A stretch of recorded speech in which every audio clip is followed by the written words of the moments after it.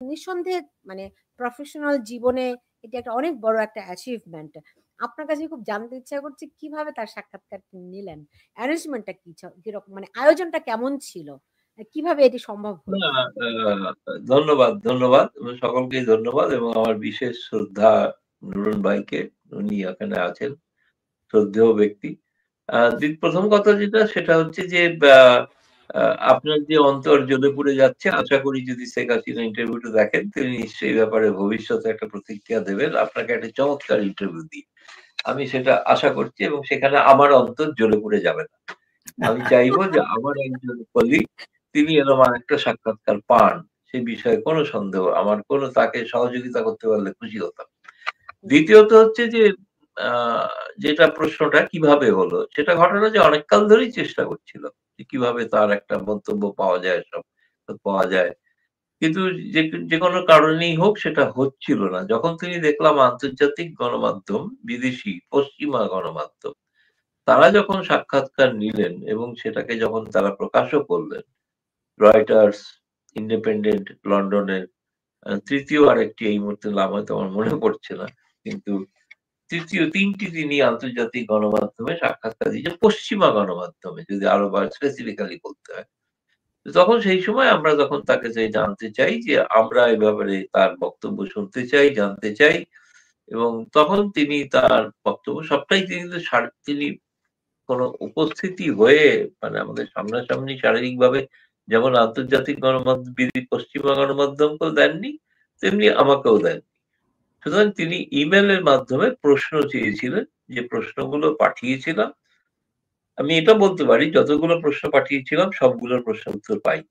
এখনো পাইনি কিন্তু আমি আশা করি এবং এটা আমি বলছি যে বলা হয়েছে হয়তো যে উপযুক্ত সময়ে তিনি বাকি প্রশ্নগুলোর উত্তর দিতে পারেন, দেবেন। আমার মনে হয় পরিস্থিতি অনুসারে তার মতো একজন কুশলী রাজনীতিবিদ তো বিশ্বে প্রায় হাতে গোনা, বিশেষ করে মহিলা প্রধানমন্ত্রী।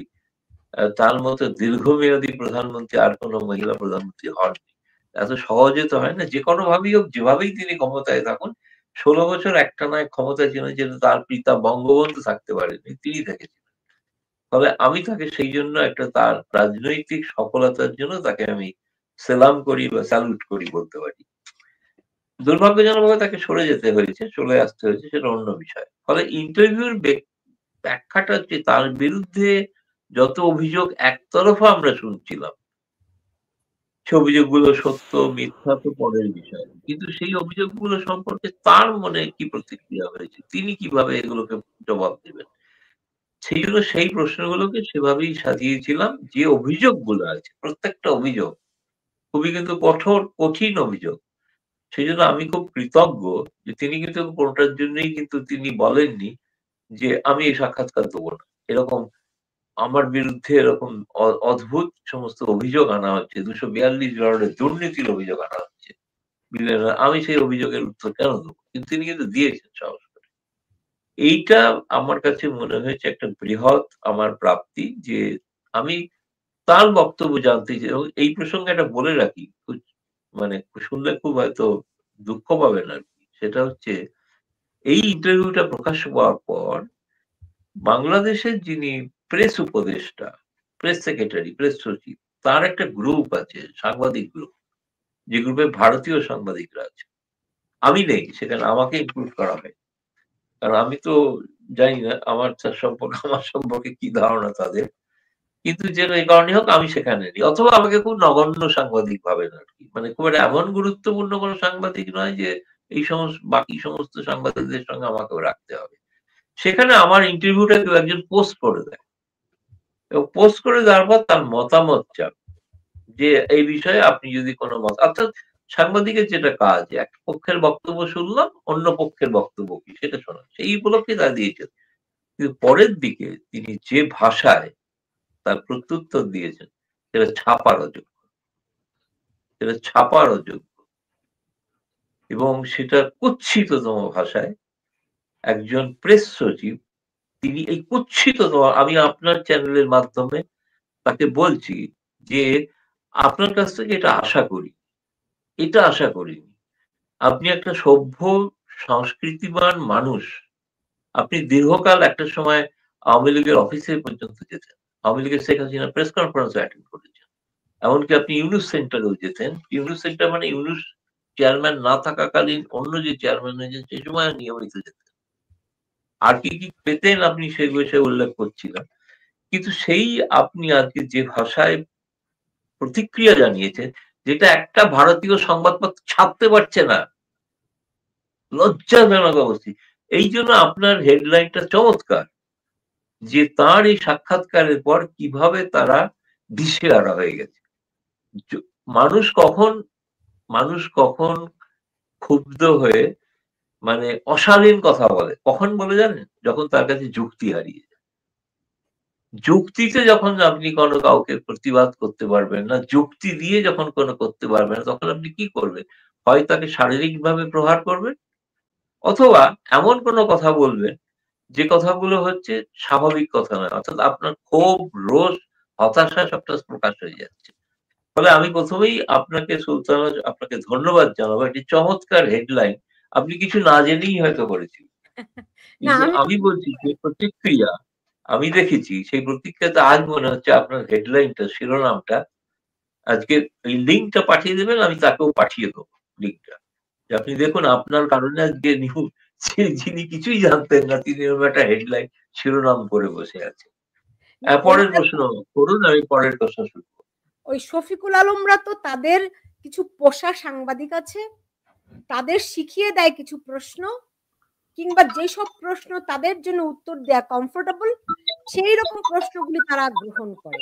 তারা অন্য কোনো সাংবাদিককে সেখানে অ্যালাউ করে না। হ্যাঁ, আমি প্লাস প্রোগ্রামে আছি। তারা মানে কেউ ভিন্ন রকম তাদের জন্য একটু অস্বস্তিকর প্রশ্ন হতে পারে, এরকম প্রশ্ন করলেই তাকে ফ্যাসিস্টের দোসর আখ্যায়িত দিয়ে এক ধরনের মব, একটা একটা ঘরকোনা করে রাখা যাকে বলে, বুঝছেন?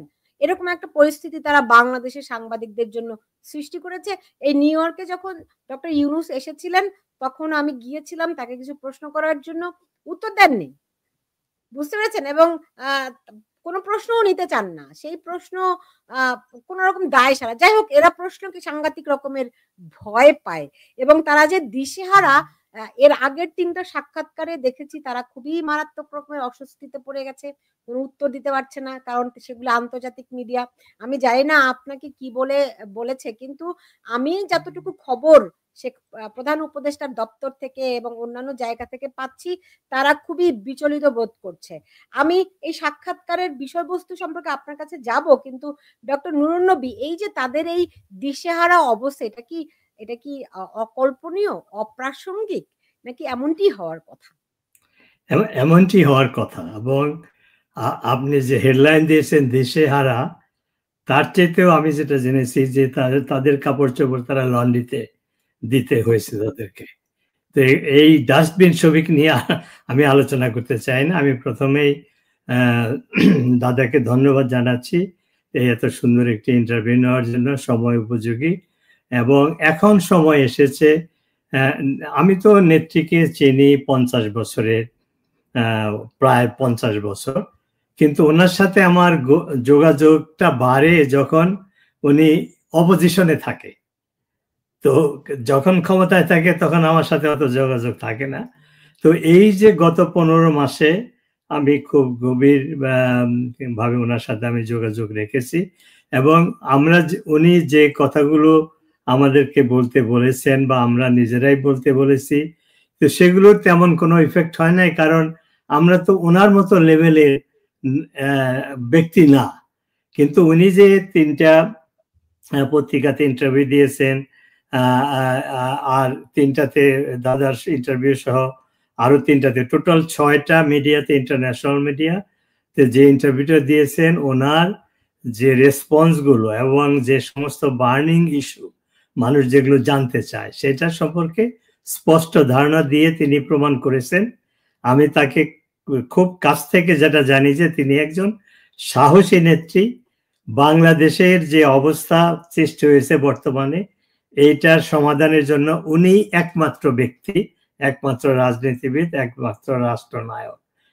16 বছরের দেশটাকে তিনি উন্নয়নের কি বলে হাইওয়েতে এনে একটা কি রোল মডেল হিসাবে প্রতিষ্ঠিত করেছিলেন। সেটা ওনার কথাও নয়, আমার কথাও নয়, আন্তর্জাতিক যে সমস্ত IMF, ওয়ার্ল্ড ব্যাংক, তারা এই সম্মান দিয়েছিল বাংলাদেশকে, ওনার সরকারকে। সেইটাকে ইউনূস 15 বছরে একটি ব্যর্থ রাষ্ট্র, ফেল স্টেটে পরিণত করেছে। একটা আধুনিক রাষ্ট্রের এমন কোনো ইন্ডেক্স নাই যে সেটাকে সে ধ্বংস করে নাই। সে নিজে একজন দুর্নীতিবাজ নেত্রী, তার ইন্টারভিউ বলেছেন, দাদার ইন্টারভিউ বা কোথায় যেন, যে সে 6,000 টাকার বেতনে 90-তে গ্রামীণ ব্যাংকের চেয়ারম্যান হয়েছিল, এখন সে বিলিয়নস অফ ডলারের মালিক। এটা কোথেকে আসলো? ক্ষমতায় বসেই সে 666 কোটি টাকার কর ফাঁকির যে মামলা তার বিরুদ্ধে ছিল সেটা মওকুফ করে নিয়েছে। তো ওনার দুর্নীতির ফিরিস্তি অনেক। ওয়েস তাকে বসিয়েছিল, যেটা নেত্রী ডিপ্লোম্যাটিক্যালি এবং রাইটফুলি উনি জবাবটা দেন নাই সরাসরি, কিন্তু বিদেশি ষড়যন্ত্রকারীরা এবং দেশীয় ষড়যন্ত্রকারী তারা তাকে ক্ষমতায় বসিয়েছে। কি বলেছিল জনগণকে, বিশ্ববাসীকে? যে তিনি শান্তির দূত, তিনি একজন হিউম্যান রাইটস অ্যাক্টিভিস্ট বা প্রো হিউম্যান রাইটস। কিন্তু 15 বছরে তিনি প্রমাণ করেছে হিউম্যান রাইটসে বিশ্বাস করে না। 3,200 পুলিশ অফিসারকে হত্যা করা হয়েছিল, তাদের বিচার বন্ধ করার জন্য তিনি ইনডেমনিটি অর্ডিন্যান্স জারি করেছে। আইন শৃঙ্খলার তো নাই বললেই চলে, যে একটা বাংলাদেশকে শেখ হাসিনার সরকার, শেখ হাসিনার নেতৃত্বে একটা শান্তির দেশ হিসাবে প্রতিষ্ঠা করেছিল। মানুষ সেখানে, বিশেষ করে মহিলারা, আমি তো বিদেশে থাকি, মাঝে মধ্যে বাংলাদেশে যেতাম, মধ্যরাত্রে ঢাকা শহরে মহিলাদেরকে চলাফেরা করতে দিয়ে দেখেছি। উনি ক্ষমতায় এসে মহিলাদেরকে ক্ষমতায়ন করেছেন, এম্পাওয়ার করেছেন, চাকরি বাকরি সমস্ত ফিল্ডে। তারপরে মহিলারা নিশ্চিন্তে চলাফেরা করতে পারতো। ইউনূস এসে মহিলারা দিনের বেলা তো, রাতের বেলা তো দিনের কথা, দিনের বেলাও তারা সিকিউর না, এমনকি তাদের বাসায় ঢুকে তাদেরকে রেপ করা হচ্ছে। অর্থাৎ মহিলাদের রাইটের ব্যাপারে তার মানে কি বলবো, রেকর্ড খুবই খারাপ। তারপরে নেত্রী উল্লেখ করেছেন ওনার এক ইন্টারভিউ, যে ক্ষমতায় এসে হিজবুতুল তাহরির মতো একটা সন্ত্রাসী, যারা বিভিন্ন দেশে তারা সন্ত্রাসী হিসাবে চিহ্নিত, সে তাদেরকে ক্ষমা করে দিয়ে, তাদেরকে জেলখানা থেকে বের করে দিয়ে তারা বাংলাদেশে এখন অভয়ারণ্য পেয়েছে, যেখানে সেখানে মিটিং করে, তাদের সেই ব্যানার তারা ক্যারি করে যে খিলাফত প্রতিষ্ঠা করবে। এবং অনেক আল কায়দা অ্যাফিলিয়েটেড সংগঠন, তারাও বাংলাদেশে আজকে ইউনূসের সমর্থনে তারা আত্মপ্রকাশ করেছে। তারা নেত্রী উল্লেখ করেছে তার ইন্টারভিউয়ে, যে বিশেষ করে ওয়ালে কতগুলো ইম্পর্টেন্ট শব্দ ব্যবহার করেছে, যে এই সন্ত্রাসীরা বাংলাদেশের সমাজের সর্বস্তরে তারা ঢুকে গেছে, তারা মানুষকে ভয় দেখাচ্ছে, ইনফ্লুয়েন্স করতেছে। তো এই সমস্ত কাজের পরে তার নেত্রীর যে আত্মপ্রকাশ বিশ্ব মিডিয়াতে, ওয়েস্টার্ন মিডিয়াতে, যারা তার সমর্থক ছিল, যারা তাকে, তার একটা ইমেজ, শান্তির দূত, একটা নোবেল লরিয়েট, সেই ইমেজটাকে আমরা খোলার চেষ্টা করেছিলাম, আমরা যারা ওনার সমর্থক অ্যাক্টিভিস্ট, আমরা পারি না। কিন্তু উনি এই 6টা ইন্টারভিউয়ের মাধ্যমে ইউনূসের মুখোশটা করে ফেলেছে। তিনি, আমি যেটা সবসময় বলি, যে সে শান্তির দূত না, সে অশান্তির দূত। সে হিউম্যান রাইটস ভায়োলেট করেছে, ইকোনমি ধ্বংস করেছে। নিউ ইয়র্ক টাইমস হেডলাইন করেছিল যে সে মৌলবাদী সন্ত্রাসীদের স্পন্সর, তাদেরকে। তারপরে সাবকন্টিনেন্টে যে শান্তির বা ভারতের সাথে, ভারত হলো আমাদের চারদিকে একটা বন্ধু রাষ্ট্র। আমি মুক্তিযুদ্ধে ছিলাম, আমি জানি ভারত কিভাবে আমাদেরকে সাহায্য করেছিল। 6,000 ভারতীয় সৈন্য নিহত হয়েছিল, 20,000 ভারতীয় সৈন্য আহত হয়েছিল। আমি গত মাসে যখন দিল্লিতে গিয়েছিলাম, 71-এ যারা যুদ্ধ করেছে এদের 35 জনের সাথে আমার দেখা হয়েছে। এদের বয়স এখন 70 থেকে 85, কেউ লেফটেন্যান্ট জেনারেল, কেউ জেনারেল, কেউ মেজর জেনারেল, ব্রিগেডিয়ার হয়ে রিটায়ার করেছে। তাদের যখন সেই 71-এর কথা তারা বলতেছিল, তারা ইমোশনাল হয়ে গেছিল। তারা আমাকে প্রশ্ন করেছে যে আমরা 4,000 ভারতীয় সৈন্য মারা গেল তোমাদেরকে স্বাধীন করার জন্য, 20,000 সৈন্য আহত হলো, আর যে পাকিস্তানি সেনাবাহিনী তোমাদের 30 লক্ষ লোককে হত্যা করেছে, 2 লক্ষ থেকে 4 লক্ষ মহিলাদেরকে সম্মানহানি করেছে। 1 কোটি লোক ভারতে শরণার্থী এসে আশ্রয় নিতে বাধ্য হয়েছিল। সেই পাকিস্তানি সেনাবাহিনীর সাথে তোমাদের দহরম মহরম আমরা শুনতে পাচ্ছি। ISI এর অফিসাররা এখন প্রত্যেক ক্যান্টনমেন্ট, বাংলাদেশের প্রত্যেক ক্যান্টনমেন্টে তাদের অফিস। এই কয়েকদিন আগে শুনলাম যে বাংলাদেশ সেনাবাহিনীর যে কমান্ডো অফিস, তার পাশে ISI এর অফিস। প্রত্যেকটা শহরে তারা ঘুরে বেড়াচ্ছে। আরেকটা নিউজে দেখলাম যে 4000 পাকিস্তানি সৈন্য বিভিন্ন র্যাঙ্কের তারা বাংলাদেশে এসেছে। তাদের র্যাঙ্ক কি, তাদের কোনো ভিসা লাগে নাই, তারা কি উদ্দেশ্য আছে, কিছুই না। তো এই যে অবস্থা, যে ভারত আমাদের বন্ধু রাষ্ট্র, গত 50 বছরে অর্থনৈতিক বিভিন্ন ভাবে আমরা চুক্তি করে আমরা 2 দেশই লাভবান হয়েছে। এরা প্রোপাগান্ডা করতো যে 26 লক্ষ ভারতীয় বাংলাদেশে চাকরি করে। তারা কোথায়? তারা তো একটা লোককেও প্রমাণ করতে পারেনি। তারপরে বলছে যে বঙ্গবন্ধু ভারতের সাথে 25 বছরের কি বলে দাসত্ব চুক্তি করেছিল। বিএনপি সহ জামাত জোট অনেকেই তো ক্ষমতায় এসেছে, 2টো মিলিটারি সরকার ক্ষমতায় এসেছে, কেউ তো সেইটা বাতিল করেনি। তারপরে বলতেছে যে ভারতের সাথে যতগুলো চুক্তি অসম, এই 15 বছরে একটাও তো ক্যান্সেল করেনি। তার মানে হলো এটা হলো বাংলাদেশ বিরোধী সরকার, মুক্তিযুদ্ধ বিরোধী সরকার, আমাদের সার্বভৌমত্বের বিরোধী সরকার। নেত্রী সেই কথাগুলো এখন বিশ্ব মিডিয়াতে আনছেন, উনি বলছেন, বিশ্ব মিডিয়া শুনছে। ইউনূসের যারা সমর্থক ছিল, যারা তাকে ক্ষমতায় বসিয়েছে, ডোনাল্ড ট্রাম্প আমেরিকার প্রেসিডেন্ট, সে নিজেই বলেছে গত বছর একটা এজেন্সি থেকে, USAID থেকে $29 মিলিয়ন ডাইরেক্টলি বাংলাদেশে গিয়েছে, $21 মিলিয়ন ভারতের মাধ্যমে গেছে। অর্থাৎ একটা এজেন্সি থেকেই $50 মিলিয়ন তারা ইনভেস্ট করেছে শেখ হাসিনাকে ক্ষমতাচ্যুত করার জন্য। এগুলো তো ফ্যাক্টস, এগুলো তো আমার বা আমাদের নেত্রীর কথা না, এগুলা এই আমেরিকা সরকারই বলতেছে। তুলসী গ্যাবার্ড গত সপ্তাহে বলেছে আমরা রিজিম চেঞ্জের জন্য যে ট্রিলিয়ন ডলার খরচ করেছি অতীতে, সেটা আর করবো না। এটা করে কি লাভ হয়েছে? আমাদের কোনো লাভ হয় না। আর যে দেশে আমরা এগুলো করার চেষ্টা করছি, সেই দেশের জনগণ আমাদের বিরুদ্ধে গেছে, সেখানে সন্ত্রাসী সৃষ্টি হয়েছে, সেখানে টেররিস্ট সৃষ্টি হয়েছে। তো কাজেই আমি নেত্রীকে সাধুবাদ জানাই। ওনার এই ইন্টারভিউ, দাদার প্রশ্ন এবং অন্যান্য প্রশ্নে যেভাবে রাষ্ট্রনায়ক উচিত যেভাবে জবাব দিয়েছেন, একজন ম্যাচিউর পলিটিশিয়ান হিসাবে দাদা ঠিকই বলেছেন যে বিশ্বে যে কয়েকজন সার্ভাইভিং রাষ্ট্রনায়ক রয়েছে, শেখ হাসিনা তাদের মধ্যে অন্যতম। একটি মন্তব্য করে আমি শেষ করি, সেটা হলো আমি আগেই বলেছি যে ওনাকে আমি কাছের থেকে দেখেছি যখন উনি ক্ষমতার বাইরে বিপদে, দেখেছি যে ওনার ধৈর্য কত, সাহস কত, এবং ওনার মতো একদম বিচক্ষণ নেতারি বাংলাদেশকে যে ইউনূস যে 100 বছর পিছিয়ে দিয়েছে, সেইখান থেকে টেনে তুলে বাংলাদেশকে আবার সেই জায়গায় প্রতিস্থাপন করার জন্য উনি একমাত্র নেতা বা নেত্রী, এবং বাংলাদেশের জনগণ সেটা বুঝতে পেরেছে। বিশ্ব যারা ইউনূসের সাপোর্টার ছিল তারাও বুঝতে পেরেছে। ধন্যবাদ। জি, গৌতম লাহিড়ী, আমরা দেখলাম যে শেখ হাসিনা তিনি বলেছেন যে একতরফা যে নির্বাচনের আয়োজন করা হচ্ছে বাংলাদেশে, তিনি এটার বিরোধিতা করেছেন। কিন্তু আওয়ামী লীগ ছাড়া এই নির্বাচন যদি চেষ্টা হয়, কিভাবে সেটি ঠেকাবেন? আপনার সাক্ষাৎকারে তো সেটা খুব বিস্তারিত কি কোথাও কিছু বলেছেন এরকম?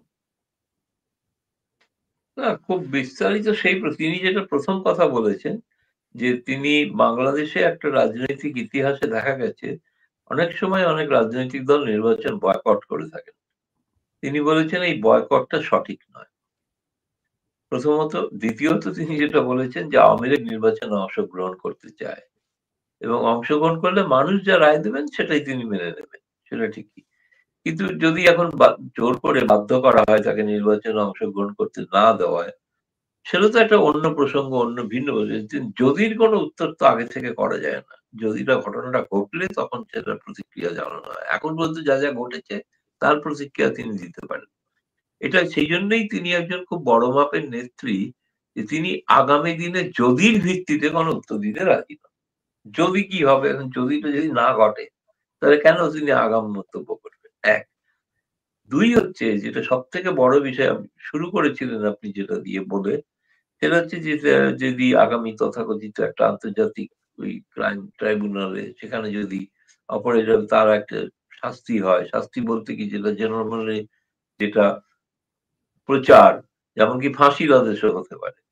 কিন্তু এটা পৃথিবীতে কিন্তু প্রথম ঘটনা হবে যে নোবেল শান্তি জয়ী পুরস্কার জয়ী একজন প্রশাসক তিনি তার বিরোধী নেত্রীকে, মহিলা বিরোধী নেত্রীকে তিনি ফাঁসির আদেশে সহায়তা করছেন, ফাঁসির আদেশ দিতে। এরপরে কি তার নোবেল শান্তি পুরস্কার থাকা উচিত? হয়তো এরকম ঘটনা ঘটলে আমি এখনো বলে দিচ্ছি কোনোদিন ঘটেনি। নোবেল পুরস্কার দেওয়ার পর নোবেল পুরস্কার প্রত্যাহার করার কোনো ঘটনা ঘটে। এই যদি রায় হয়, আপনি নিশ্চিত জেনে রাখুন গোটা বিশ্ব জুড়ে যাওয়া জুড়বে তার নোবেল পুরস্কার তাকে ছাড়তে বাধ্য করতে হবে। ক্ষমতা তো পরের কথা, তার আগে তার নোবেল পুরস্কারটি যাবে। শান্তির দূত যিনি, তিনি ফাঁসি যদি দেন তাহলে তিনি কেমন ধরনের শান্তির দূত? এই প্রশ্নটা তো গোটা বিশ্বের কাছে, এই প্রশ্নটা তো গোটা আমেরিকাকে জবাব দিতে হবে। সেই জবাব দিতে হবে স্বয়ং যারা নোবেল পুরস্কার দেন সেই কমিটিকে দিতে হবে যে তোমরা এমন একজনকে শান্তির পুরস্কার দাও যিনি ফাঁসির আদেশ দেন। এটা কোনো মানবিকতার পক্ষে কোনো একটা সঠিক জিনিস হলো? এটা তো একটা ব্যাপার। আমি সেই জন্য বলছি সেটার পক্ষে ইউনূস যে দিশেহারা সেটা একটা বড় কারণ। এটা একটা বড় কারণ। যে তিনি সত্যি এটা পারবেন কি পারবেন না তার সময়, তার আমি বলছি না বিচার ব্যবস্থাকে তিনি প্রভাবিত করবেন, কিন্তু তার সময়ে যদি বিচার ব্যবস্থা এরকম কোনো রায় দেন সেটা তার পক্ষে সহ্য করা সম্ভব হবে না। তো গোটা বিশ্ব জুড়ে যে আওয়াজ উঠবে সেই আওয়াজটা তিনি সহ্য করতে পারবেন না, এবং তেমন ঘটনা ঘটলেও অবাক হবো না যে তার নোবেল শান্তি পুরস্কার কেড়েও নেওয়া হতে পারে। সেটা হয়নি কখনো আজ পর্যন্ত কোনো পৃথিবীতে। দ্বিতীয়ত যে আপনি প্রশ্ন করলেন নির্বাচনের ক্ষেত্রে, যে দেশটা যে দলটার জন্য আজকে বাংলাদেশ নামক একটি রাষ্ট্রের সৃষ্টি, যে দলটির কারণে বাংলাদেশের মানুষ স্বাধীনতা পেয়েছে, মুক্তিযুদ্ধ পেরেছে, সেই দলটিকে যদি আজকে নির্বাচনে গণতান্ত্রিক প্রক্রিয়া থেকে সরিয়ে দেওয়া যায়, তো একটা জিনিস আপনাদের ওখানে যেটা ওখানকার সাংবাদিকরাও খুব মিস ইন্টারপ্রেট করেন সেটা হচ্ছে জাতিসংঘ, জাতিসংঘ বলে চেঁচাতে থাকে। জাতিসংঘের সেই রিপোর্টটি যদি ভালো করে পড়ে দেখেন তাতে কিন্তু দলকে দায়ী করা হয়নি, দায়ী করা হয়েছে কিছু নেতাকে। আমি ধরে নিলাম নেত্রীকে। ব্যক্তি নেতা বা নেত্রীর জন্য গোটা দল নিষিদ্ধ হতে পারে না। এটা সম্পূর্ণ ভুল ইন্টারপ্রিটেশন ওখানে। কারণ ওখানকার বেশিরভাগই আজকালকার জন্য পণ্ডিত যারা, তারা বিভিন্ন বিদেশ থেকে নানা জায়গা থেকে তারা সব প্রোগ্রাম করেন, অনুষ্ঠান করেন। অশিক্ষিত এরকম একটা প্রোগ্রাম ভাবা যায় না, এবং তারা কোনো বেশিরভাগ জিনিসই তারা পড়াশোনাও করেন। কেউ বলতে পারবেন না, প্রথম কথা হচ্ছে বাংলাদেশের সংবিধানে কি লেখা আছে বলতে পারবেন না। একটা সরকার এমন একজন, মানে কেউ চ্যালেঞ্জ করলো না, তিনি যখন একটি সাক্ষাৎকার দিতে গিয়ে বললেন ইউনূস যে আমি তো তত্ত্বাবধায়ক সরকার নই, আমি হলাম সরি, তিনি বললেন আমি হচ্ছেন একজন অন্তর্বর্তীকালীন সরকার, আমি তত্ত্বাবধায়ক। তত্ত্বাবধায়কের ক্ষেত্রে সংবিধানে বলা থাকে ৩ মাসের মধ্যে নির্বাচন।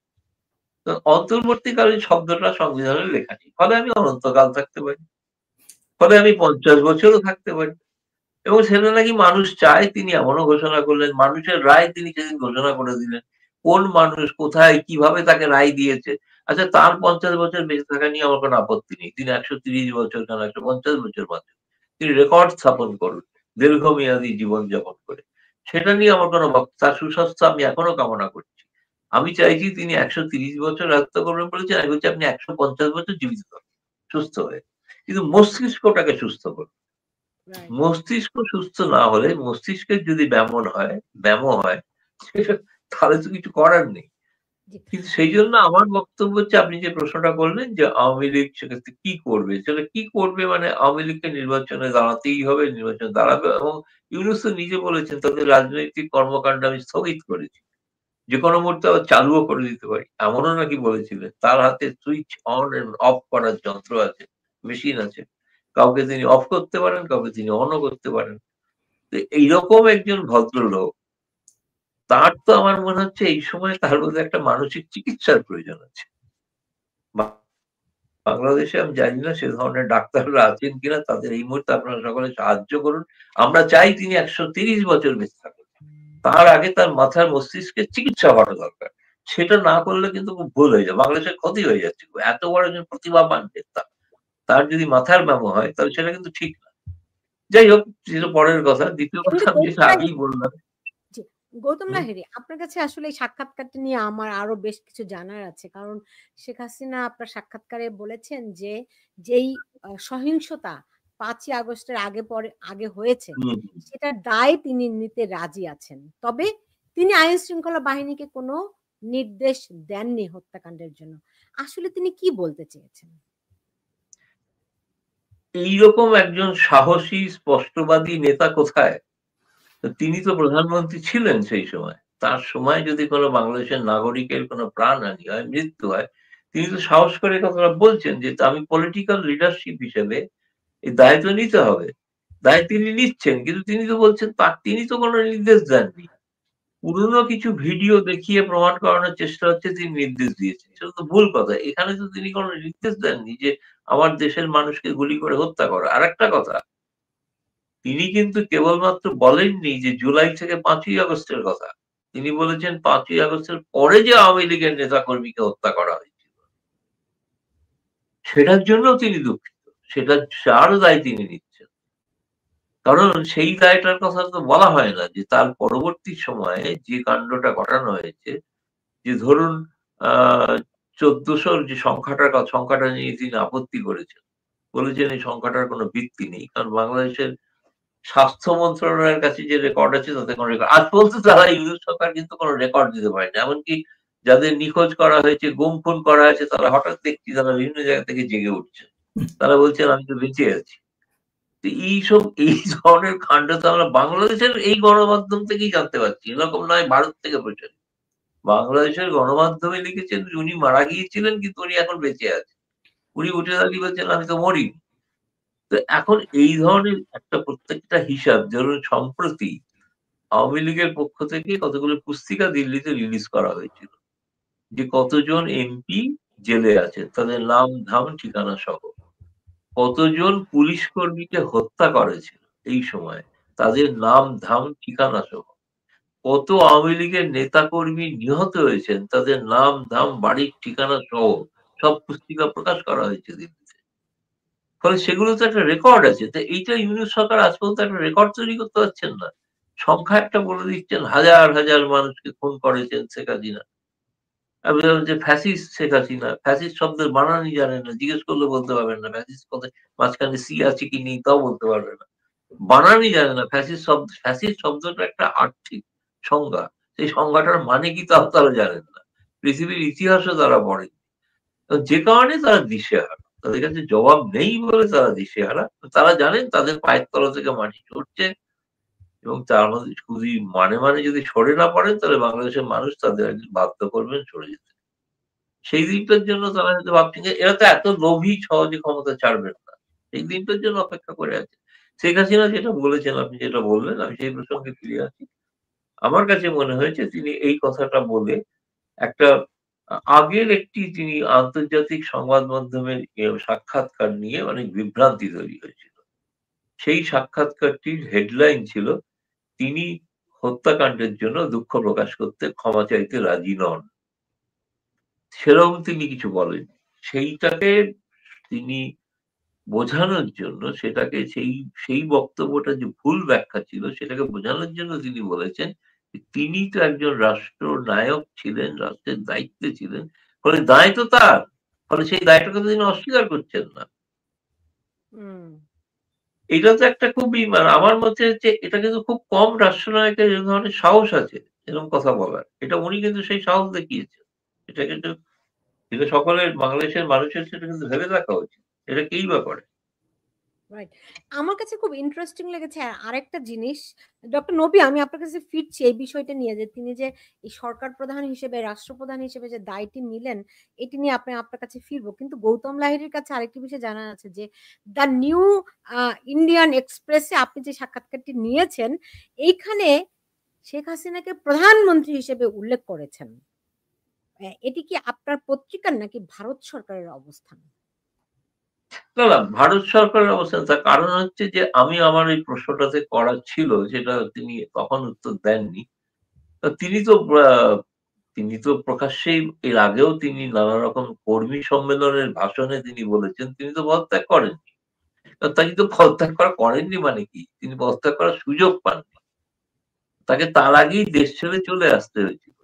রাষ্ট্রপতির কাছে গিয়ে তো পদত্যাগ করতে হয় কাউকে। তিনি যদি সেটা না করে থাকেন, তা আজকে তিনি হচ্ছেন সেই সাংবিধানিক অর্থে তিনি প্রধানমন্ত্রী। সাংবিধানিক প্রধানমন্ত্রী। আমি তাকে বলছি না পলাতক প্রধানমন্ত্রী, আমি বলছি তিনি সাংবিধানিক প্রধানমন্ত্রী। কারণ তিনি সংবিধান মতভাবে তিনি পদত্যাগই করেন। আর বাংলাদেশের নতুন কোনো প্রধানমন্ত্রীর দায়িত্বও নাই। তবে প্রধানমন্ত্রী পদটা এখনো খালিই আছে সেই অর্থে দেখতে গেলে বাংলাদেশে। কিন্তু তিনি খালি আছে এই অর্থে যে তিনি তো প্রধানমন্ত্রী, বলে খালি তো নেইও। সেই কারণে আমি বলছি ভারত সরকার তার একটা জবাবে স্বাভাবিকভাবে বলেছিল যে তিনি প্রাক্তন প্রধানমন্ত্রী। তাকে তো প্রধানমন্ত্রী হিসাবে জোর করে যদি স্বীকার করে নিতে হয় তাহলে তো ভারতের কাছেও প্রশ্ন আসতে পারে আন্তর্জাতিক দিক থেকে, একজন প্রধানমন্ত্রীকে আপনি কি করে আশ্রয় দিয়ে রেখেছেন তিনি যদি প্রাক্তন না হন। সুতরাং কিন্তু সেটা টেকনিক্যাল বিষয়, সেটা খুব গুঁড়ো বিষয় কিছু না। এতদিন তিনি আছেন, 15 মাস ধরে আছেন, সসম্মানে আছেন এবং খুবই ভারত সরকারের। তিনি তো আরেকটি ইন্টারভিউতে যেটা তিনি স্বীকার করেছেন, যেটা আমাকে বলেননি, বা তার একটি ইন্টারভিউতে বলেছেন যে আমি কৃতজ্ঞ ভারতের মানুষের প্রতি, তারা যে আমাকে আবার আশ্রয় দিয়েছেন, যেমন 75 থেকে 81 সালে দিয়েছিলেন, কিংবা 71-এ যেরকম 1 কোটি বাংলাদেশি মানুষকে আশ্রয় দিয়েছিলেন। সেই ভাবনাটা তার সেই কথার মধ্যে দিয়ে কিন্তু প্রতিফলিত হয়েছে। জি, জি। ডক্টর নবী, আপনিও আমাকে সবসময় বলেন যে ভারতে তিনি প্রধানমন্ত্রীর মর্যাদা নিয়েই আছেন, সেই প্রটোকলেই আছেন। বিষয়টিকে একটু ব্যাখ্যা করবেন? আজকে যখন আমি এমনি তো ওনার সুরক্ষা, তারপরে ভারত বাংলাদেশ থেকে উনি যখন প্লেনে আসেন সেটাকে এন্ট্রি দেওয়া, এগুলো তো প্রটোকলের মধ্যে পরে বলেই তো তিনি ওইভাবে সসম্মানে ভারতে এসেছেন এবং সুরক্ষার ভিতরে আছেন। আমি একটা ছোট্ট ঘটনা উল্লেখ করতে পারি, সেটা হলো আমি দিল্লিতে গিয়ে ওনার সম্পর্কে ভারতীয় একজন অফিসারকে একটা কোয়ারি করেছিলাম। তো সেইটার উত্তরে সেই অফিসার আমাকে লিখেছে, HPM, Honorable Prime Minister advised me to send you this response. এই ঘটনাটা আমি শেয়ার করতে পারি। এর অর্থটা কি? অর্থটা আমার মানে এমনি আপাত দৃষ্টিতে আমরা যেটা দেখি এবং উনি যেভাবে কথা বলছেন, ভারত সরকার তাকে, দাদা যেটা বললেন, টেকনিক্যালি হোক আর নন টেকনিক্যালি হোক, উনি প্রধানমন্ত্রীর সম্মানই পাচ্ছেন, সেই প্রটোকলই পাচ্ছেন। এটা প্রতীয়মান, এটাতে কোনো সন্দেহ নাই। এখন এটা নিয়ে ডিপ্লোম্যাটিক বিভিন্ন কারণে বিভিন্ন ব্যাখ্যা হতে পারে, কিন্তু ভারত সরকারের কাছে আমরা ওনার যারা সমর্থক বাংলাদেশের, আমরাও কৃতজ্ঞ যে উনি ওনাকে প্রাণে মেরে ফেলতো এই ষড়যন্ত্রকারীরা, উনি যদি নিরাপদে ভারতে না আসতেন, অথবা তাকে এখন যে অবস্থায় তিনি আছেন সেটা ভারত সরকার যদি সাহায্য না করত। তো আমি আপনার দাদার প্রশ্নের সাথে একটু অ্যাড করতে চাই, সেটা হলো এই সরকারই তো অবৈধ। এই সরকারের যে আইসিটি কোর্টে যে তাকে বিচার করা হচ্ছে সেটাও অবৈধ, এবং এই আইসিটি সৃষ্টি করা হয়েছিল 71-এর যুদ্ধের বিচারের জন্য। বাংলাদেশে তো কোনো যুদ্ধ হয় নাই, কাজেই এদের বিচার এখানে হতে পারে না। তারপরে সেটা তারা এমনভাবে 3টা সংশোধন করে এমনভাবে সেট করছে যে শেখ হাসিনাকে কিভাবে ফাঁসি দেওয়া যাবে। তো কাজেই এগুলো যে রায় আসুক না কেন, আমরা শুনতে পাচ্ছি অলরেডি রায় লেখা হয়ে গেছে, মন্ত্রীরা, অ্যাডভাইজাররা, তারপরে আইসিটি প্রসিকিউটর বলতেছে অমুক তারিখে রায় দেওয়া হবে, অমুক তারিখে। এগুলো তো কোনো একটা নিরপেক্ষ কোর্ট এগুলো বলতে পারে না। তারপরে যে বিচার, এই ইউনূসের সমর্থকরা ক্ষমতায় এসেই সমস্ত বিচারকদেরকে লাঠি দেখিয়ে তাদেরকে বিদায় করে, সব অযোগ্য, কোনো প্রসিডিওরের বাইরে তাদেরকে অ্যাপয়েন্টমেন্ট দেওয়া হয়েছে। অর্থাৎ এই আইসিটি কোর্টের যারা জাজ তারাও অবৈধ, প্রসিকিউটর অবৈধ। প্রসিকিউটর একজন বিতর্কিত ব্যক্তি, সে তার গত আইসিটি 71-এর বিচারের যে আইসিটি, সে ছিল যুদ্ধবিরোধী ডিফেন্ডার, সেখানে সে কোর্টের অবমাননা করেছিল। বিএনপির দুইজন সিনিয়র লয়ার তার পক্ষে ক্ষমা চেয়েছিল। তো সেও একজন বিতর্কিত ব্যক্তি। তো কাজেই 13 তারিখে কি রায় হলো না হলো ইট ডাজ নট ম্যাটার, কারণ এই সরকার অবৈধ, ইউনূস ক্ষমতায় থাকতে পারবে না। বাংলাদেশের মানুষ জেগে উঠছে, বিদেশের যারা পৃষ্ঠপোষক সমর্থক ছিল তারাও সমর্থক প্রত্যাহার করছে, ইউনূস মাস্ট গো। তখন নেত্রী যে রাষ্ট্রনায়ক কিছু যে কথাগুলো বলতেছে, যে উনি বলতেছে আমি পদত্যাগ করিনি, আমি এখনো বাংলাদেশে প্রধানমন্ত্রী, তারপরেও যদি বাংলাদেশের জনগণ চায় একটা তত্ত্বাবধায়ক সরকার অথবা জাতীয় প্রেসিডেন্টের নির্বাচন আন্ডারে বা কোন নিরপেক্ষ কারো তত্ত্বাবধানে যদি ইলেকশন হয়, আমরা ইলেকশনে পার্টিসিপেট করব। আর এবং বলছে আমরা ইলেকশনের পর আমরা ক্ষমতায়ও যেতে পারি, বিরোধী দলে থাকতে পারি। অর্থাৎ উনি গণতন্ত্র প্রতিষ্ঠার জন্য, উনি গণতন্ত্রের মানুষ কন্যা, গণতন্ত্র প্রতিষ্ঠার জন্য উনি সারা জীবন সংগ্রাম করেছে। 21 বার হত্যার সম্মুখীন হয়েছে, গ্রেনেড হামলা হয়েছে, ওনার জনসভায় বন্দুক দিয়ে গুলি করা হয়েছে। কেন উনি করেছেন? উনি গণতন্ত্রে বিশ্বাস করেন। এই যে বঙ্গবন্ধুর হত্যা, জেলখানার 4 নেতার হত্যা, এগুলো তো উনি কোর্ট মার্শালে বা কি বলে সুইফট ভাবে বিচার করতে পারত, কিন্তু তা না করে নিজের পিতার বিচার, এবং যিনি জাতির পিতা রাষ্ট্রপতি ছিলেন তার বিচার উনি নর্মাল প্রসিডিউরে করেছেন। এর অর্থটা কি? যে উনি আইনের শাসনে বিশ্বাস করেন, উনি গণতন্ত্রে বিশ্বাস করেন। অনেকগুলো আমি 6টা ইন্টারভিউ পড়েছি, আমি এক্স্যাক্টলি কোট করতে পারছি না কোথায় কে বলেছেন, কিন্তু একটা জায়গায় তিনি বলেছেন যে বাংলাদেশের মানে ভয়ের থেকে গণতন্ত্র প্রতিষ্ঠা হয় না। আর আমার অভিজ্ঞতা, মানে ওনার অভিজ্ঞতা, যে আমি দেখেছি বাংলাদেশের মানুষ ভয় পায় না, তারা সংগ্রাম করেই এই পর্যন্ত এসেছে। তো কাজেই উনি যে কথাগুলো বলেছে হয়তো সংক্ষেপে জবাব দিয়েছে। আমার ইন্টারপ্রিটেশন হলো উনি গণতন্ত্রে বিশ্বাস করে, উনি নির্বাচনে বিশ্বাস করে। নির্বাচনের যদি জনগণ তাকে প্রত্যাখ্যান করে অপোজিশনে বসবেন, আর যদি তাকে ক্ষমতা তার দল জয়লাভ করে উনি আবার প্রধানমন্ত্রী হবেন। আরেকটি শেষ কথা আমি বলি এই প্রসঙ্গে, সেটা হলো এই সরকার আওয়ামী লীগকে ইলেকশনের থেকে দূরে সরায় রাখতে পারবে না। আওয়ামী লীগের প্রতিটা কর্মী, বিশেষ করে তৃণমূলের কর্মী, এই যে আপনি শোর আগে বলতেছিলেন, যারা এত কষ্ট করে তারা এই 9-15 মাস যাবত আন্দোলন করছে, তারা ঘুমাতে পারে না, কেউ আখ খেতে ধান খেতে ঘুমাচ্ছে, কেউ নৌকায় ঘুমাচ্ছে। আমার একজন তৃণমূলের কর্মী আমাকে আজকে কল করেছিল, সে প্রতিদিন অলমোস্ট প্রতিদিনই এক বাসা থেকে আরেক বাসায়, এক গ্রাম থেকে আরেক বাসায় গিয়ে ঘুমায়, কারণ ওই বিএনপি জামাতের লোকরা তাকে খুঁজছে, পুলিশ তাকে খুঁজছে। তো কাজেই আওয়ামী লীগকে বাদ দিয়ে ইলেকশন করতে পারবে না। তার কারণ হলো আওয়ামী লীগের সমর্থক ছিল মনে করেন 40-50%, কিন্তু এই 15 মাসের অত্যাচারে জনগণ এখন আওয়ামী লীগকে সমর্থন করে, তাদের সমর্থক অলমোস্ট 70%। তা আপনি 70% লোকদেরকে বাদ দিয়ে ইলেকশন করলে সেই ইলেকশন জনগণ মেনে নেবে না, বিশ্ব মেনে নেবে না। কাজেই এরা যে ষড়যন্ত্রই করুক না কেন, এই যে গতকালকে একটা টকশোতে আমাকে ডেকেছিল, বলছে বিএনপি আর জামাতের দ্বন্দ্ব, কি বলে গণভোট আগে না নির্বাচন আগে। তা আমি যে বলেছি যে এগুলো ইররিলিভেন্ট, কারণ এগুলো সবই ষড়যন্ত্র। ইলেকশন ইউনূস দিবে না। সে তার মতো একটা স্টুপিড না হলে, ব্রেইনে কোনো সমস্যা না হলে 85 বছর বয়সের একজন লোক কিভাবে বলে জনগণ আমাকে বলতেছে 50 বছর ক্ষমতায় থাকার জন্য? মানে এই কথাটা তার মুখ দিয়ে বের হওয়া মানেই তার মাথায় কিছু গন্ডগোল আছে, অথবা লোকটা আসলেই একটা ক্রুক। আমি অনেক টকশোতে পার্টিসিপেট করি, আমার বাবা মা গালি শেখায় নাই, কিন্তু ইউনূসের কথা আলোচনা করতে গেলে আমার গালি দিতে ইচ্ছা করে, কিন্তু আজ পর্যন্ত কোনো গালি দেই না। শুধু এইটুকু বলি, সে দেশদ্রোহী, সে আমাদের সার্বভৌমত্বের বিরুদ্ধে, মুক্তিযুদ্ধ বিরোধী।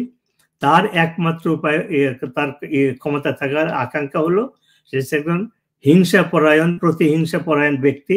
শেখ হাসিনাকে কিভাবে খতম করতে পারবে, আওয়ামী লীগকে কিভাবে ধ্বংস করতে পারবে, এইটাই তার রাজত্বের, তার শাসনের একমাত্র উদ্দেশ্য। দেশ কোথায় যাচ্ছে, মানুষ কোথায় মরছে, না খেয়ে আছে, ফ্যামিন আসতেছে, এগুলো তার কোনো চিন্তা নাই। তো কাজেই যত ষড়যন্ত্রই করুক, আওয়ামী লীগকে বাদ দিয়ে বাংলাদেশে কোনো নির্বাচন হবে না। এবং শেখ হাসিনার মতো নেত্রী আমরা পেয়েছি, তিনি গণতন্ত্রে বিশ্বাস করেন, তিনি নির্বাচনে যেতে ইচ্ছুক, এবং সেখানে যদি জনগণ তাকে প্রত্যাখ্যান করে উনি অপোজিশনে থাকবে, আর জনগণ যদি তাকে অ্যাকসেপ্ট করে তিনি আবার প্রধানমন্ত্রী হবেন। গৌতম লাহিড়ী, আপনি আপনার সাক্ষাৎকারে একটি বিষয় এসেছে যে শেখ হাসিনা আওয়ামী লীগ আমলের যে দুর্নীতি এবং একতরফা নির্বাচন, এগুলি তিনি বলা যেতে পারে তিনি অভিযোগগুলি নাকচ করে দিয়েছেন, বরং ইউনূসের বিরুদ্ধে পাল্টা অভিযোগ তিনি এনেছেন। বিষয়টিকে একটু খোলাসা করবেন আমাদের কাছে? না, খোলাসা করার বিষয় হচ্ছে যে এটা ঘটনা। প্রথম কথা, 2014 হোক কিংবা 2024 হোক, কোন নির্বাচনেতেই তো আওয়ামী লীগ তো বলেনি যে বিএনপি কে বয়কট করতে। জামায়াত তো নিষিদ্ধ ছিল নির্বাচনে অংশগ্রহণের ক্ষেত্রে, কিন্তু বিএনপি তো অংশগ্রহণের তারা নিজেরা সিদ্ধান্ত নিয়েছিলেন যে তারা বয়কট করবেন। 18-তে তারা যোগ দিয়েছিলেন, সেখানে তাদের সাফল্য হয়নি, সেটা অন্য বিষয়। সেই নির্বাচনটা অনেক প্রশ্নবিদ্ধ, কিন্তু এই কারণেই তিনি কিন্তু বলেছেন যে কোনো কারণেই তার পক্ষ থেকে তো তিনি তো নির্বাচনকে বিষাক্ত করার এমন কোনো চেষ্টা তিনি করেননি। যদি কেউ যদি স্বেচ্ছায় এখানে এমন একটা প্রচার করানো হয় যে 2014, 18, 24 সমস্ত নির্বাচনগুলোই হচ্ছে ভাঁওতা এবং কোন রকম ভাবে তিনি শেখ হাসিনা নিজের জয়, তো বিএনপি কে তো কেউ বারণ করেনি নির্বাচনে অংশগ্রহণ করতে, তারা তো অংশগ্রহণ করেনি, তাদের নির্দিষ্ট কিছুগুলো দাবি দেওয়া যুক্তি ছিল, যেগুলো অন্য বিষয়।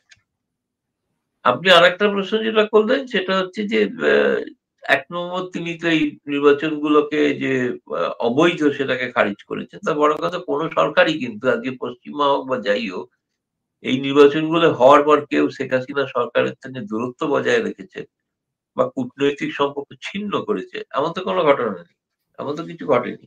তারা বরং আরো সম্পর্ক কি করে ভালো করা যায় তার চেষ্টাও করেছে। কিন্তু শেখ হাসিনা এখানে যেটা শেষ পর্যন্ত যেটা বলেছেন সেটা হচ্ছে যে যেভাবে মানে তার সম্পর্কে যে প্রচার যেটা করা হয়েছে, সেই প্রচারটা যে অমূলক এবং অযৌক্তিক, সেটাই তিনি। আপনি একটা প্রশ্ন করেছিলেন, আমি সেই প্রশ্নটা একটু হারিয়ে ফেলেছি, যদি আরেকবার রিপিট করেন শেষ প্রশ্নটা। না, যারা দুর্নীতি করেছে, মানে তার হ্যাঁ, সরকার হ্যাঁ, দুর্নীতি, তিনি বলেছেন যে দুর্নীতি তার সময় যে হয়নি তা নয়, তিনি সেটা স্বীকার করেছেন যে দুর্নীতি হয়েছে এবং ঘটনা তো কেউ না কেউ দুর্নীতি করেছেন, এই বিষয়টা হচ্ছে। কিন্তু বলা হচ্ছে যেটা দুর্নীতি সম্পর্কে যে অভিযোগ আনা হচ্ছে সেটা অবাস্তব শুধু নয়, তিনি বলছেন এটা হাস্যকর। মানে যত বিলিয়ন ডলার দুর্নীতির কথা বলা হচ্ছে, এত বিলিয়ন ডলার যদি বাংলাদেশের সম্পদ থেকেই থাকতো, তাহলে তো সেই বাংলাদেশ তাহলে সেই সময় পর্যন্ত একটা বিশাল ধনী দেশ ছিল না। সেই ধনী দেশটা তো অযথা দুর্বল হয়ে গেছে, দরিদ্র দেশ হয়েছে, উন্নয়নশীল দেশ হয়েছে, তা তো নয়। ফলে আমার মনে হয়েছে যে এটা তিনি বলতে চাইছেন যে একই সঙ্গে তিনি কিন্তু ওই প্রশ্নটা তুলে দিয়েছেন যে 1 বছরের মধ্যে ইউনূস সরকার আসার পর, ক্ষমতায় আসার পর তাদের ব্যক্তিগত দুর্নীতি কি, সেটা তিনি এই প্রথম প্রকাশ করলেন। এবং অনেকে হয়তো এর আগে নানাবিধ হচ্ছে সংবাদ ছাপা হয়েছে, কিন্তু প্রধানমন্ত্রী শেখ হাসিনা যখন বলছেন যে ইউনূস সাহেব তিনি 1 বছরের মধ্যে কি কি অবৈধভাবে সম্পত্তি হাতিয়েছেন, সেই যে তালিকাটা দিয়েছেন, সেই তালিকাটা নিঃসন্দেহভাবে ইউনূসকে দিশাহারা করে তুলেছে। তার যে একটা ভাবমূর্তি ছিল, তিনি সৎ ব্যক্তি, তিনি দুর্নীতির বিরুদ্ধে যুদ্ধ করতে চান, জেহাদ করেন, তিনি যে একজন দুর্নীতিগ্রস্ত মানুষ, এইটা শেখ হাসিনা কিন্তু গোটা বিশ্বের কাছে আজকে কিন্তু তার চেহারাটা ফাঁস করে দিলেন, প্রকাশ করে দিলেন। তাতে ইউনূস, এবার আমার মনে হয় যে এটা যদি এরপরে শেখ হাসিনা আরো একবার কিছু বলেন, শেষ পর্যন্ত হয়তো গোটা দুনিয়া ইউনূসকে কিন্তু হয়তো পরিত্যাগও করতে পারে। পরিত্যাগ করে তাকে হয়তো আপনাদের ওই ভাষায় যেটা বলা হয় এতিমখানায় পাঠিয়ে দিতে পারে। কারণ তিনি তো মানে অভিভাবকবিহীন হয়ে পড়বেন এরপরে। তার সম্পর্কে যে ধারণা ছিল গোটা পশ্চিমী দুনিয়া, গোটা আগে হচ্ছে তিনি ক্ষমতায় আসার পর প্রথম দিনের ক্যাবিনেট বৈঠকে সিদ্ধান্ত হচ্ছে তার কোম্পানি কর মুক্ত হবে। এবার হিসাব করুন তো কর কত দিতে হতো আর কত মুক্ত হলো। তিনি সেই 50 666 কোটি টাকা। হ্যাঁ, এবং সেটা যদি উনি 50 বছর ক্ষমতায় থাকেন তাহলে কত কোটি টাকা হয়? এক, তিনি একটা কোনো ভাবা যায় দেশের কোনো প্রধানমন্ত্রী কোথাও আছে পৃথিবীতে কোনো রাষ্ট্রপতি যিনি নিজে এমপ্লয়মেন্ট এজেন্সি করেন? এরকম কোথাও আছে? কেউ শুনেছে? কোনো একজন ট্রাম্পও করেনি এরকম।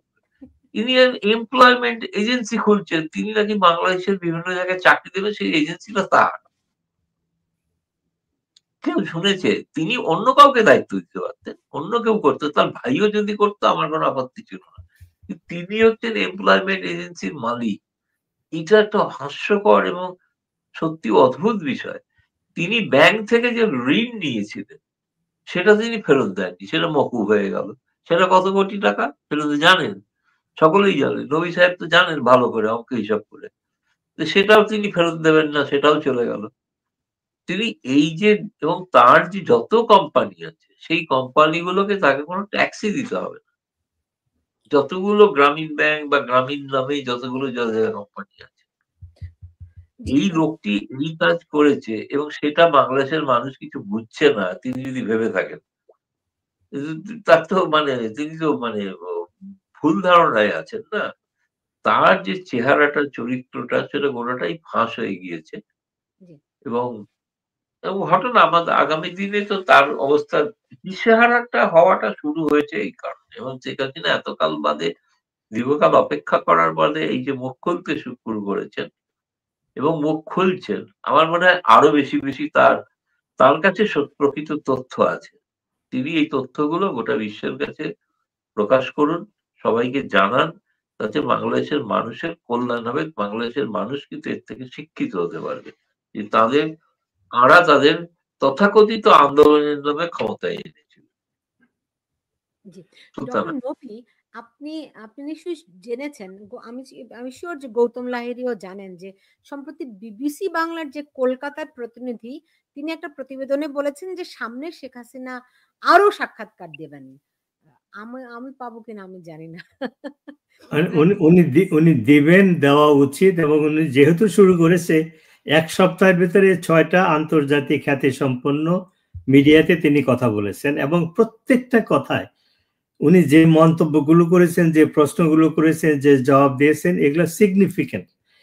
এগুলো অ্যানালাইসিস করলে বাংলাদেশের ভবিষ্যৎ কি হবে, কি হওয়া উচিত, সেগুলো কিন্তু আমরা বুঝতে পারি।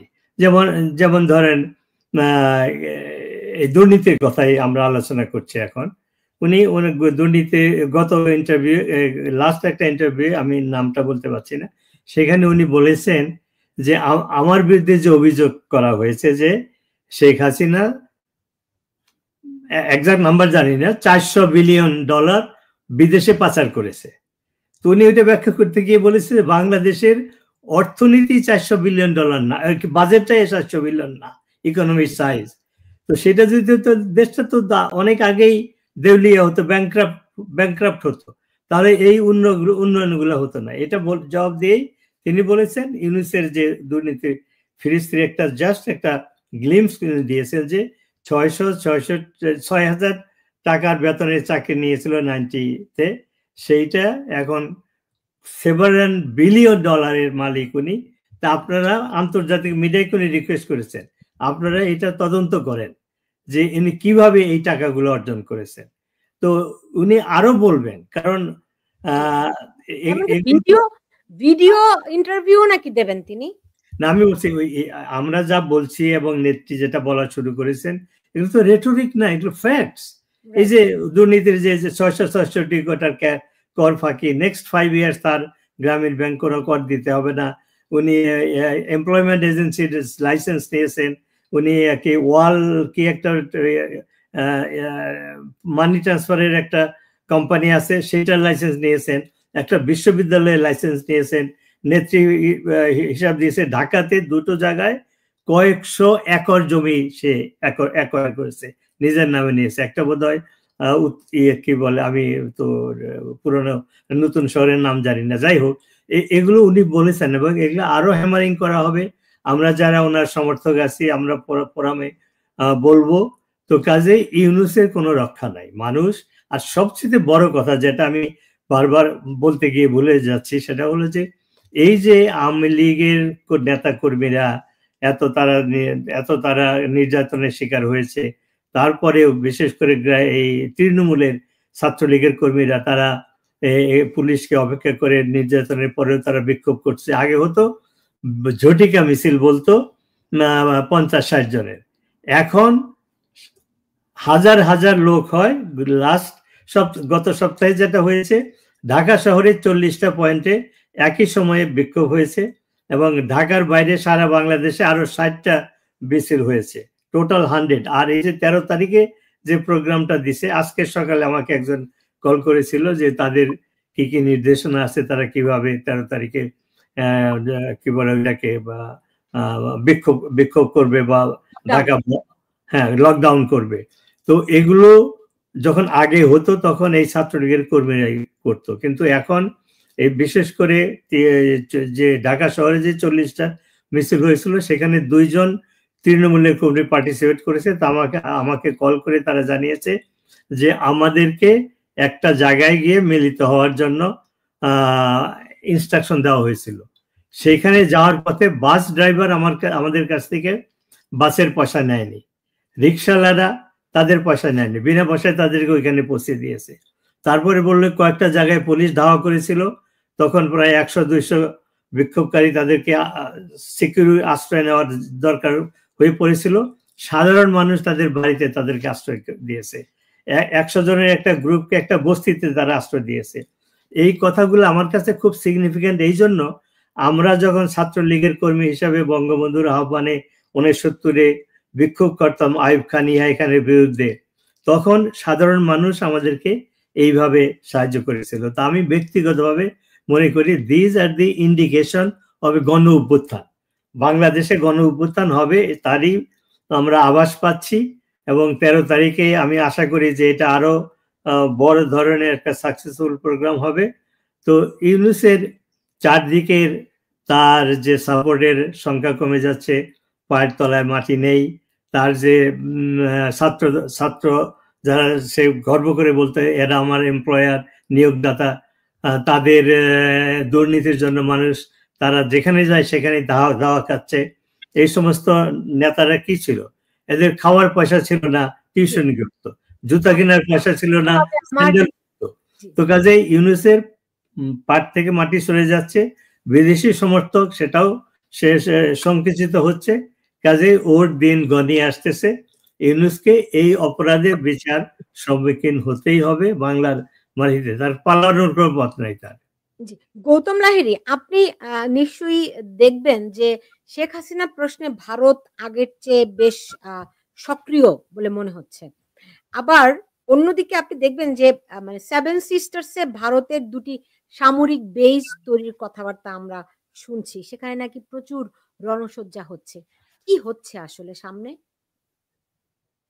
না দেখুন, এই সামরিক প্রস্তুতি কি, এটা অত্যন্ত গোপন বিষয়। এটা ভারতের নিরাপত্তা সংক্রান্ত বিষয়। এটা প্রকাশ্যে আলোচনা করা যায় না। এটা প্রকাশ্যে, আমি সত্যি কথা বলতে গেলে আমি এই বিষয়ে মানে খুব বেশি আলোকপাত করি। আমি রাজনৈতিক বিষয় নিয়ে আলোকপাত করতে পারি, কিন্তু কোন দেশের সামরিক প্রস্তুতি কি ধরনের, পৃথিবীর নানা ধরনের জিওপলিটিক্যাল সিনারিও তৈরি হচ্ছে, সেই অপেক্ষা প্রত্যেকটা দেশ তার নিরাপত্তাকে সুরক্ষিত করবে। আমি জানি না কোন ধরনের আপনি ঘাঁটির বা ইত্যাদির কথা বলা হচ্ছে, সেটা আমার কাছে জানা নেই। কারণ বাগডোগরার তো ঘাঁটি বহুকাল আগে থেকে ছিল, যেখান থেকে 71 যুদ্ধ পরিচালিত হয়েছে। কিন্তু নতুন কিছু না। আর কোথায় নতুন ঘাঁটি হচ্ছে আমি তো জানি না, এরকম কিছু শুনিনি। আপনি যদি নির্দিষ্ট কোনো জায়গার নাম বলেন তাহলে আমি এ বিষয়ে চেষ্টা করবো জানার জন্য। কিন্তু আমার মনে হয় যে সামরিক রণনীতি যেগুলো এত সিক্রেট বিষয়ে থাকে প্রত্যেকটা রাষ্ট্রেরই, সেটা নিয়ে প্রকাশ্যে খুব একটা আলোচনা করার সুযোগও নেই, এবং সে প্রকাশ্যে আলোচনা করা জানলেও করা উচিত নয় বলে মনে করি। তো আমি দাদা বলতে পারবেন না, সেটা আন্ডারস্ট্যান্ডেবল, ইটস এক্সপেক্টেড, কিন্তু আমি আলোচনা করতে পারি যতটুকু আমি জানি মিডিয়ার মাধ্যমে। আমার কোনো স্পেশাল কোনো সোর্স নাই। সেটা হলো কি, যে এই ইউনূস সরকার এসে এই সমস্ত সন্ত্রাসীদেরকে ছেড়ে দিয়েছে। জামাত শিবির এরা ভারত বিরোধী যেভাবে প্রচারণা করছে, ফলস নেগেটিভ, আমি তো কয়েকটা উল্লেখ করলাম যে 26 লক্ষ ভারতীয় কাজ করে, সমস্ত চুক্তি ভারতের ফেভারে, কিন্তু কোনোটাইতে তারা বাতিল করেনি। তো এই যে প্রভাগেটিভ যে উস্কানি, যেটাকে আমরা উস্কানি বলি বাংলাতে, সেই ভারতের বিরুদ্ধে ইউনূস নিজে ক্ষমতা নেওয়ার আগেই সে থ্রেট করেছে চিকেন নেকের ব্যাপারে, তারপরে চায়না গিয়ে কি সমস্ত মন্তব্য করছে। তো এগুলো সব উস্কানিমূলক কথা সেই ইউনূস থেকে শুরু করে তার সমর্থকরা এটা করেছে। আরেকটা জিনিস, এটা কমন সেন্সের ব্যাপার, আমি যা বলছি কমন সেন্সের ব্যাপার। ভারতের সাথে পাকিস্তানের বৈরতার জন্ম থেকে, সেই পাকিস্তানে ভারতের সাথে পাকিস্তানের যুদ্ধ হয়েছে কয়েকটা, সেই পাকিস্তানের আইএসআই অফিসার গুলো তারা এখন বাংলাদেশের ক্যান্টনমেন্টে, সিনিয়র লিডাররা, পাকিস্তানের যে জেনারেলরা এসে মিটিং করে, সেখানে সেনাবাহিনীর সবাই জানে না, যে ছবিগুলো আমরা দেখি লজ্জার ব্যাপার, মনে হচ্ছে যে একটা চাকর তার প্রভুর সাথে মিট করতেছে। আন্তর্জাতিক প্রোটোকলে, ডিপ্লোম্যাটিক প্রোটোকলে কতগুলো নিয়ম আছে, সেগুলো ফলো করতে হয়। এই যে স্টিক নিয়ে একজন জেনারেলের, সব জেনারেল স্টিক কি বলে ক্যারি করে, কিন্তু একজন মানে একটা মিনিমাম টিকেট হলো যে আপনি যখন কোনো সমপর্যায় বা কোনো বিশিষ্ট ব্যক্তির সাথে কথা বলবেন, আইদার ইকুয়াল ড্রেস পরবেন অথবা আপনি একটা ভদ্র ড্রেস পরবেন। তো সে ক্যাপ পরে আর স্টিক নিয়ে রাষ্ট্র সরকার প্রধানের সাথে দেখা করতেছে, এটা প্রোটোকলে পড়ে না। আমাদের সেনা প্রধান ওই জেনারেল, তার হাতে সেই জেনারেলের স্টিক, তার মাথায় ক্যাপ, আর আমাদের ওয়াকার সে এমন ভাবে তার হাত ধরে এসে মনে হচ্ছে ক্ষমা করো প্রভু, এরকম একটা ভাব। তো এই সমস্ত ঘটনা থেকে আমরা কি বুঝতে পারি, ভারতের যে চরম শত্রু, আর ভারত বাংলাদেশকে যেভাবে সাহায্য করেছে, বন্ধুত্বপূর্ণ সম্পর্ক ছিল, সেখানে যদি এই অবস্থাগুলো দেখে ভারত নিশ্চয়ই তাদের আত্মরক্ষার জন্য, কারণ যুদ্ধ এমন একটা জিনিস, আপনি আর্লি প্রস্তুতি নিতে হবে। তো কাজে ভারত যদি কোনো প্রস্তুতি নিয়ে থাকে, এটা ভারতের এই রাইট আছে, এবং সেটা তাদের। আমি শেষ করবো আমার শেষ প্রশ্ন গৌতম লাহিড়ী আপনার কাছে, যে ধরেন ডক্টর ইউনূসের অধীনে কি নির্বাচন হবে, আর মানে বাংলাদেশ প্রশ্নে ভারতের সঙ্গে আমেরিকার কোন রকম সমঝোতা হয়েছে কিনা? না, বাংলাদেশ প্রশ্নে আমেরিকার সঙ্গে কোনো সমঝোতা হয়েছে কিনা এখনো সেগুলো কোনো তার লক্ষণ কোনো স্পষ্ট নয়, ফলে এ বিষয়ে কিছু পরিষ্কার বলা যাবে না। আলোচনা চলছে অবশ্যই। এই মুহূর্তে ভারত এবং আমেরিকার মধ্যে দ্বিপাক্ষিক অনেক যে বিষয়গুলোর সমস্যা রয়েছে, বাণিজ্য সংক্রান্ত চুক্তি, তার আলোচনা চলছে। আর আপনি আজকে তো শুনেছেন যে গতকাল ট্রাম্প কিন্তু বলেছেন যে প্রধানমন্ত্রী মোদীর সঙ্গে তার যে বিরোধ ছিল তার একটা নিষ্পত্তি হতে চলেছে, তিনি এমনকি আগামী বছর ভারত সফরও করতে পারেন, এ কথাও বলেছেন, তিনিই বলেছেন। ফলে এর দ্বারা প্রমাণিত একটা স্বাভাবিকভাবেই একটা সম্পর্ক হয়তো যে শীতলতা ছিল সেটা কাটতে চলেছে। সেটা নিয়ে কোনো ভবিষ্যৎবাণী এখন আমি কিছু করছি না। কিন্তু আর দ্বিতীয় কথা যেটা আপনি বললেন যে এই যে প্রস্তুতির কথা ইত্যাদি কথা যেগুলো বললেন, আমি প্রশ্নটা একটু মানে আরেকবার শুনলে ভালো হয়। ডক্টর ইউনূসের অধীনে নির্বাচন আসলে হবে কি? ইউনূসের অধীনে নির্বাচন হবে কি হবে না, কারণ ইউনূস তো যতদিন থাকবে ততদিন নির্বাচন দেবেন না। ফলে এই বিষয়ে তো সঠিক যে তার থাকাকালীন নির্বাচন হবে, এটা তো মানে অমূলক একটা কল্পনা আর কি, চিন্তা। তাকে সরাসরি ওই বলছি তো, রাস্তায় নেমে আন্দোলনের মাধ্যমে তাকে না সরাসরি তিনি চড়বেন না, তিনি নির্বাচনও দেবেন না। ফলে ইউনূসের অধীনে কোনো নির্বাচন হবে বলে সন্দেহ আছে, এ বিষয়ে কোনো সন্দেহ তো আছে।